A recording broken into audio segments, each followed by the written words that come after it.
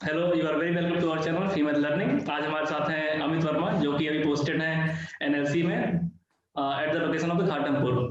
Okay, ठीक है, तो स्टार्ट करते हैं हम इंटरव्यू। पहले बिल्कुल। मैंने अमित वर्मा के बारे में बता दिया है और अब अमित वर्मा से पूछते हैं कि क्वेश्चन स्टार्ट करते हैं डायरेक्टली। हाँ, तो पहला क्वेश्चन कि in what way you qualified for the NLC. NLC में आपका सिलेक्शन कैसे हुआ, पूरा बताइएगा।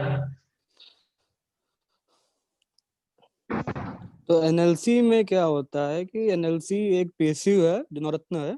इसमें लिए जो मेरा सिलेक्शन हुआ था, पहले गेट 2070 के थ्रू मैंने रिटन टेस्ट दिया था गेट का, जो ऑल इंडिया लेवल पे होता है।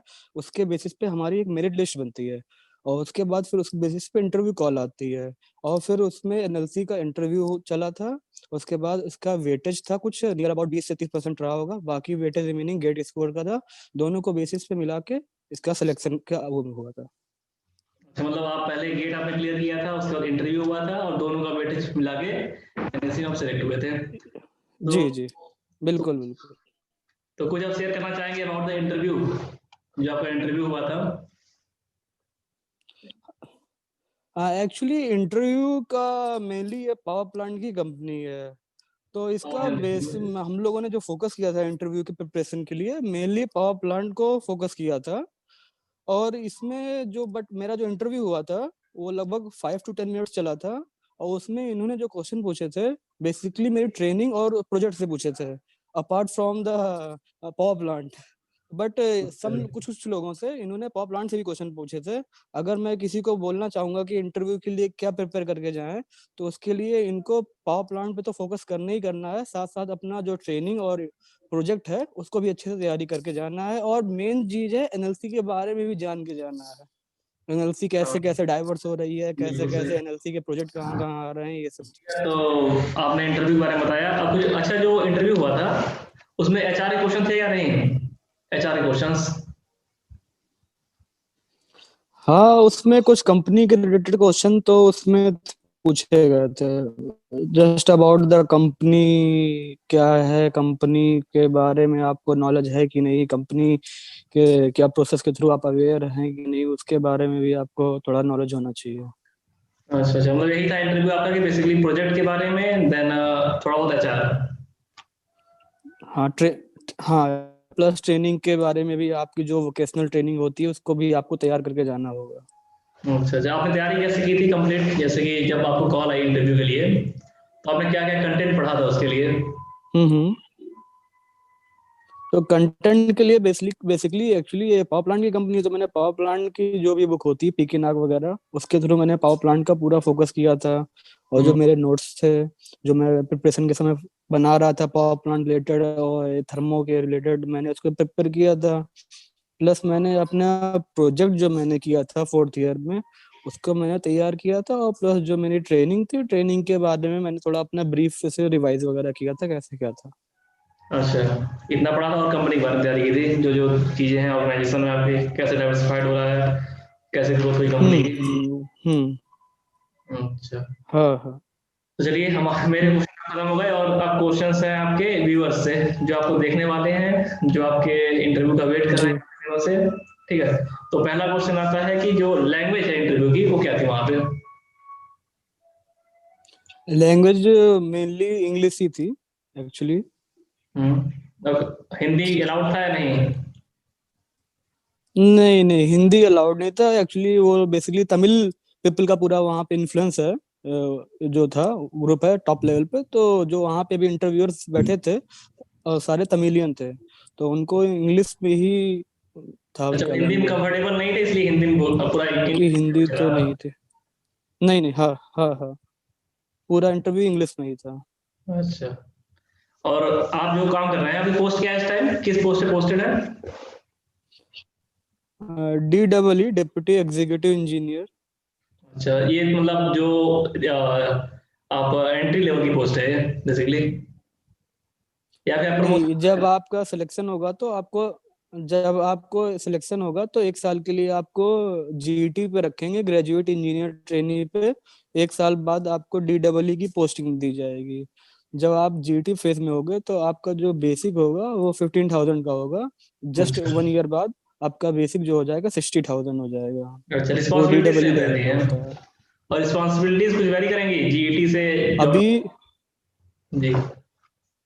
हाँ, जीईटी आपका ट्रेनिंग लेवल पे होता है, वहाँ पे आपकी कोई साइनिंग अथॉरिटी नहीं होती है। जब आप जीईटी के बाद DEE लेवल पे आते हो तो आपके ऊपर रिस्पॉन्सिबिलिटी आती है, आपके साइनिंग अथॉरिटी हो, आपको साइनिंग अथॉरिटी मिलती है। जो भी आप चेक्स करते हो वहाँ पे साइट पे, जैसे कि मैं यहाँ प्रोजेक्ट में हूँ तो मैं यहाँ बॉयलर देख रहा हूँ, तो यहाँ पे अच्छा। जो भी बॉयलर में मेरा जो कॉन्ट्रैक्टर है वो L&T है यहाँ पे। तो L&T जो भी चेकिंग ऑफर करता है, जो भी हमारे कॉन्ट्रैक्ट में जो चेकिंग्स हैं जो क्लाइंट को करनी है, वो चेक हम लोग करते हैं। और उसके ऊपर प्रोटोकॉल एक बनता है, जॉइंट प्रोटोकॉल जो होता है, और उस पे हम लोग साइन करके उसको ऑथराइज करते हैं कि ये चेक हमने किया है और एज पर क्वालिटी और सेफ्टी नॉर्म के है। अच्छा, और ये तो आपकी प्रोफाइल की बात हो गई, आपका क्या काम है। तो अगला क्वेश्चन आता है कि वर्किंग आवर्स क्या है, वर्किंग आवर्स कैसे शिफ्ट बटी वर्किंग हुई है? आवर्स नॉर्मली एक्चुअली ये वेरी करता है साइट टू साइट पे। अच्छा। जैसे एनएलसी का है, एनएलसी अगर आपका नवेली में पोस्टिंग होती है तो वहाँ पे नॉर्मली 9 to 5 रहेगा। अगर आप जनरल शिफ्ट में रहते हो, मेंटेनेंस वगैरह में, अगर आप ऑपरेशन में हो तो आपकी शिफ्ट लगती है, मॉर्निंग शिफ्ट हो गई, बी शिफ्ट हो गई, नाइट शिफ्ट हो गई, 2-2 दिन की लगती है। तो शिफ्ट के हिसाब से आपका चेंज होता है शिफ्ट, बट जो वर्किंग आवर होगा वो 8 आवर्स का ही होगा। अच्छा। यहाँ पे प्रोजेक्ट फेज में है तो कभी कभी आपके वर्किंग आवर एक्सटेंड हो जाते हैं, बट नॉर्मली जो है अगर आप 365 डेज को काउंट करो तो मोस्टली जो रहेगा वो 8 आवर की शिफ्ट लगती है, अच्छा। चाहे वो जर्नल शिफ्ट हो चाहे कोई भी शिफ्ट हो आपकी। अच्छा, जो आपने टाइमिंग बताई कि morning shift, afternoon, evening and night वाली, तो क्या टाइमिंग उसकी रहती होगी, specific time from this to this? अगर मॉर्निंग की बात करेंगे ऑपरेशन में तो मॉर्निंग की जो शिफ्ट रहेगी 6 से 2 की रहेगी आपकी मॉर्निंग में। जी। और जो बी शिफ्ट कहते हैं आफ्टरनून वाली, 2 से 10, फिर नाइट वाली 10 से 6 की रहती है। अच्छा, ये 3 शिफ्ट में काम होता है मेनली। और शिफ्ट रोटेट कैसी होती है आप लोग की, मतलब क्या रोटेशन जी, होता है, रोटेशन? शिफ्ट हम लोग का एक डिपार्टमेंट से इंटरनल रोस्टर बनता है, जिसमें अच्छा। जितने भी एग्जीक्यूटिव लेवल पे बंदे होते हैं उनका एक रोस्टर बनाया जाता है और उसके थ्रू ये पूरा जैसे आपने तो बताया कि 3 शिफ्ट में है, ऑपरेशन। जैसे आपने बताया मॉर्निंग इवनिंग और नाइट 3 शिफ्ट में है, तो मॉर्निंग का तो हो गया कैसे दो, इवनिंग इवनिंग का, हम्म। इवनिंग का हो गया 2 से 10 एंड नाइट का 10 से 6 मॉर्निंग में। तो ये 10 से 6। तरीके से। अच्छा, तो ये क्वेश्चन नहीं आता जैसे आप लोग रात में जॉब करते हो, जैसे हम्म। ये नाइट में 10 to 6 है, तो ये बैलेंस कैसे होता है फिर? हम्म। ये जब ये रोस्टर बनता है तो अगर आपका नाइट है, नाइट के बाद आपको एक रिलीविंग डे मिलता है, आपको उसके बाद छुट्टी मिलती है। तो आपका अच्छा। रोस्टर जो बनेगा वो ऐसे ही बनेगा कि ताकि आपको नेक्स्ट जब आओ मॉर्निंग में तो आपका एक दिन रिलीविंग लेके आओगे। अच्छा, तो नाइट आपको के एक बाद दिन रिलीव रिलीव डे रहेगा। मिलेगा जिस दिन आपकी छुट्टी रहेगी। हम्म। हाँ, नाइट के बाद रिलीव रहेगा। अगर आप ऑपरेशन में हो तो जरूरी नहीं कि आपकी छुट्टी संडे को ही पड़े, अच्छा। आपको किसी अच्छा। भी दिन रिलीविंग मिलेगा, वो आपके रोस्टर के हिसाब से ही होता है। अच्छा। और अगर आप ऑपरेशन में हो तो मंथ में आपको एक एक्स्ट्रा रिलीविंग भी मिलती है, डे मिलता है अपार्ट फ्रॉम सब नॉर्मल। जैसे कि 30 में से अगर 26 डे का वर्किंग है तो हम्म। ऑपरेशन में अगर रहते हो तो आपको 25 डेज वर्किंग रहता है, एक अच्छा। दिन एक्स्ट्रा आपको लीव मिलती है। अच्छा, और क्योंकि छुट्टी? शिफ्ट में जब काम करते हो तो आपका चार शिफ्ट के ग्रुप बनते हैं। अच्छा। अच्छा, हम्म। और हॉलीडेज का क्या सीन है, जैसे कि काफी हॉलीडेज हम लेते हैं पर्सनल लेवल पे, या फिर फेस्टिवल हॉलीडेज, ये सब का क्या सीन है? हॉलीडेज यहाँ पे टोटल 9 ऑफिशियल हॉलीडे हुए हैं as per NLC HR policy. अच्छा। 9 हॉलीडेज मिलते हैं यहाँ पे हम्म। Apart from the casual leaves and ML this type. अच्छा। CL जो रहती है, जो कैजुअल लीव होती है, वो टोटल 12 होती है। और एक ऑप्शनल हॉलीडे करके मिलता है, वो 4 दिन का होता है। टोटल ये जो 16 होते हैं ये आपकी लैप्सेबल होती है, आपकी अच्छा। 1 साल के बाद ये लैप्स हो जाती हैं। बाकी EL और जो एक HPL करके मिलता है हाफ पे लीव, वो कंटिन्यू रहते हैं, नेक्स्ट ईयर के लिए भी रोल आउट हो जाते हैं। अच्छा। अच्छा, एडिशन होता रहेगा उसका? वो रोल ओवर होते रहते हैं उसको। अच्छा, ये तो हॉलीडेज का हो गया। और इतने क्वेश्चन व्यूवर्स के हैं सारे ये सब क्वेश्चन कि जैसे पहला जीटी से हुए, फिर जीटी वाला का आपने क्या बताया पोस्ट, जी क्या पोस्ट है आपकी इस टाइम? जीटी के बाद आपको डेप्यूटी डेप्यूटी एग्जीक्यूटिव इंजीनियर बनेंगे आप। अच्छा, एक साल प्रमोशन, एक साल एज जीटी के बाद। हाँ इसमें हाँ इसमें बट क्या होता है, आपका डिपार्टमेंटल इंटरव्यू वगैरह होते हैं इसके लिए। अच्छा, और इसके बाद प्रमोशन क्या है, हायरार्की क्या है आपके यहाँ? बट उसके बाद आप बनेंगे आफ्टर DEE 4 ईयर बाद आपका टाइम बाउंड प्रमोशन होगा EE के लिए, एग्जीक्यूटिव इंजीनियर। अच्छा। और ये जो टाइम बाउंड प्रमोशन है ये 4 4 ईयर पे है। और इसके बाद EE के बाद आप DC बनेंगे, डेप्यूटी चीफ इंजीनियर करके ऐसे बनेंगे। अच्छा, मतलब टाइम बाउंडली प्रमोशन है। जो भी टाइम बाउंड प्रमोशन है, हाँ जो टाइम बाउंड प्रमोशन है वो 4 ईयर पे रहेंगे अप टू मैनेजर लेवल तक का। मैनेजर अच्छा। लेवल के बाद आपका टाइम बाउंड प्रमोशन नहीं रहता है। अच्छा, मतलब अभी वर्क एक्सपीरियंस के हिसाब से मैनेजर तक प्रमोशन होगा, उसके बाद कुछ और क्राइटेरिया लग जाएंगे। हाँ हाँ, manager manager up to manager level आपका जब तक पहुंचेंगे, जब तक आप इंजीनियर लेवल पे हो तब तक आपका टाइम बाउंड है। जहां से आपका मैनेजरियल लेवल शुरू होता है वहां से आपका एक्सपीरियंस बेसिस पे हो जाएगा, और आपका कितना अचीवमेंट कैसा है, कैसे आप परफॉर्म कर रहे हो, एक्सेल कर रहे हो यहाँ पेनल्टी में, उसके बेसिस पे भी काउंट करते हैं वो। उसके बेसिस पे ईयरली मार्क्स मिलते हैं आपको, अभी भी मार्क्स मिलते हैं, आपके मार्क्स काउंट होते हैं, बट यहाँ पे इतना इफेक्ट नहीं पड़ता है इनिशियल लेवल्स पे। बट अच्छा मैनेजरियल लेवल पे आपके वो मार्क्स का काफी इफेक्ट रहता है। अच्छा अच्छा, तो काफी ज्यादा होती है एट लेटर स्टेज। हम्म। और जो आपने जैसे बताया, जैसे कि आपने बताया कि आप अभी घाटमपुर में पोस्टेड हैं, एनएलसी के कुछ जी प्लांट, प्लानिंग फेज है प्लांट जो है उसके घाटमपुर में पोस्टेड है ना आप? अभी पावर जनरेशन जी वहाँ जी। नहीं हो रहा है। नहीं नहीं, अभी पावर जनरेशन नहीं हुआ।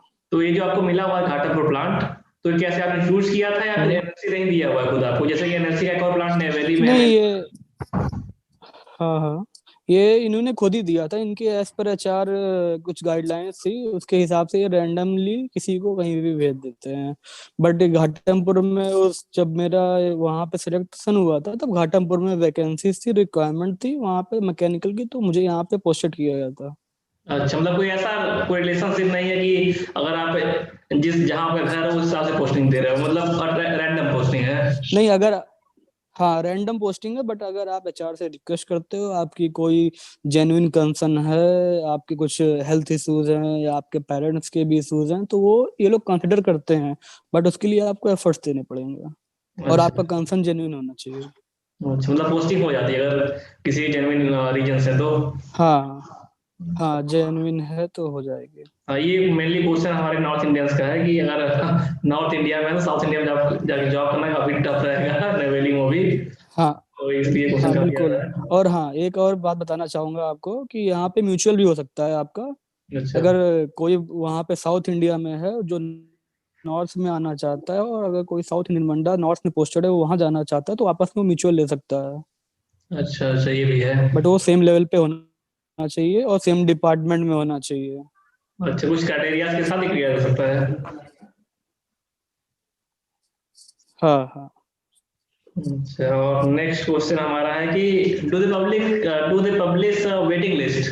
जैसे आपका सिलेक्शन हुआ था तो उसका वेटिंग लिस्ट आती है कोई, या कैसे वो होता नहीं, है? ये वेटिंग लिस्ट पब्लिश नहीं किया था जब सिलेक्शन के समय। एक्चुअली क्या था, इसमें डायरेक्ट आपको लेटर भेजेंगे ये, जो आपने एड्रेस दे रखा है NLC के उस पे फॉर्म में, तो उस पे आपका सीधे ज्वाइनिंग लेटर आता है, ऑफर लेटर आता है आपके लिए। ये अच्छा वो अपनी साइट पे कोई भी वेटिंग लिस्ट पब्लिश नहीं करते हैं। अच्छा, मतलब पहले एक मेन लिस्ट आएगी, उसके बाद वो लोग ज्वाइन करेंगे, अगर कोई छोड़ता है तो अगले लोगों को सीधे कॉल लेटर जाएगा, मतलब ज्वाइन लेटर जाएगा, कोई लिस्ट नहीं आएगी। हाँ वो डायरेक्टली, हाँ वो डायरेक्टली, कोई लिस्ट आपको पब्लिश नहीं की जाएगी अच्छा ऑफिशियली साइट पे। अच्छा, वेटिंग क्लियर होगी बट थ्रू डायरेक्टली पोस्ट, मतलब ये आपको उसी ज्वाइन लेटर के साथ कोई लिस्ट नहीं आएगी हाँ हाँ इसकी हाँ। ऐसा कुछ है? जी जी। अच्छा अच्छा, नहीं। हम्म। ओके। एंड नेक्स्ट क्वेश्चन है हमारा कि जो ये तो आपने बता ही दिया कि कौन सा सब्जेक्ट इंपॉर्टेंट है इंटरव्यू के लिए, तो आपने बताया पावर प्लांट मेनली, यही है ना? पावर प्लांट एंड कंपनी के बारे में पढ़ना और HR हाँ, जो power plant, project and training. अच्छा, प्रोजेक्ट एंड ट्रेनिंग सबसे पूछा गया था। ओके। हम्म। हाँ, तो हमारा अगला क्वेश्चन यही था कि did they ask about the training and project, आपसे यही पूछा गया डायरेक्टली इंटरव्यू में, अपने इंटरव्यू इसमें चला है ट्रेनिंग एंड प्रोजेक्ट पे। हाँ हाँ, मेरा मेनली इंटरव्यू था जो प्रोजेक्ट एंड ट्रेनिंग पे ही था, और प्लस एनएलसी के बारे में कुछ भी जो पॉलिसीज हैं, कैसे क्या एनएलसी कर रहा है, कैसे एक्सेल कर रहा है, अभी तक का कैसे सरवाइव किया है, ये सब के बारे में ही पूछा गया था। अच्छा, चलिए क्वेश्चन सारे खत्म हो गए, और आप अपनी तरफ से कुछ बताना चाह रहे हो हमारे व्यूअर्स को जो कि उनके लिए काफी हेल्पफुल, जैसे कि अभी ना अभी रिक्रूटमेंट चल रहा है एनएससी का, अभी एग्जाम हो गया है लेकिन रिटन का रिजल्ट नहीं आया हुआ है, तो आप उनको लिए क्या टिप्स देंगे इस इंटरव्यू की प्रिपरेशन के लिए कि कैसे प्रिपेयर करें इन अ नटसेल? इंटरव्यू का इंटरव्यू का जैसे मैंने बताया कि आपको जो भी प्रोजेक्ट ट्रेनिंग है उस पर मेनली फोकस करिए। आपका इंटरव्यू केवल मैक्सिमम 5 मिनट्स का होगा, तो अच्छा, इसके लिए आपको बस वहाँ पे मेनली आपको प्रोजेक्ट और ट्रेनिंग पे ही फोकस करना है। अपार्ट पावर प्लांट तो आपका रहेगा ही रहेगा जो आपने बीटेक में किया है, प्लस इंटरव्यू ट्रेनिंग, इसके अलावा और किसी भी चीज़ की रिक्वायरमेंट नहीं है। पूरा अच्छा, आपको ट्रेनिंग और प्रोजेक्ट का नॉलेज होना चाहिए, उसके बारे में कुछ भी बोल सकते हैं। अच्छा, अच्छा, ओके, तो थैंक यू अमित फॉर, और इस बार तो बताइए बताइए, ओके, नहीं बताइए बताइए इस जो। बार तो इन्होंने ट्रेनिंग इस बार इन्होंने गेट के थ्रू लिया नहीं है, तो चेंज कर दिया है रिटर्न का। तो किस हिसाब से वेटेज रहता है इसके बारे में तो मुझे आइडिया नहीं है, क्योंकि मेरा तो गेट के थ्रू हुआ था। हाँ हाँ, इस बार तो है चेंजेस हैं। हाँ, तो thank you Amit for joining us and giving your time, your precious time. Welcome आपकी नाइट शिफ्ट थी ना, अभी नाइट वेलकम। शिफ्ट करके आए अभी? जी जी, अभी मेरी नाइट शिफ्ट करके मैं ही आया था मॉर्निंग में 6 o'clock। अच्छा अच्छा, very very very thank you for giving your time, क्योंकि आप अभी थक गए होंगे एंड वेलकम वेलकम। ठीक है। तो हमारे साथ थे अमित, इनका इंटरव्यू भी मैंने लिया, आपके जितने भी क्वेश्चन थे हमने उनसे पूछे, और आपको अब जहाँ तक चीजें क्लियर हो गई होंगी। ठीक है, तो खत्म करते हैं interview. Please share subscribe channel and share the video with everyone जिसको इसकी जरूरत है। Okay, thank you for listening us and giving your time. All the best.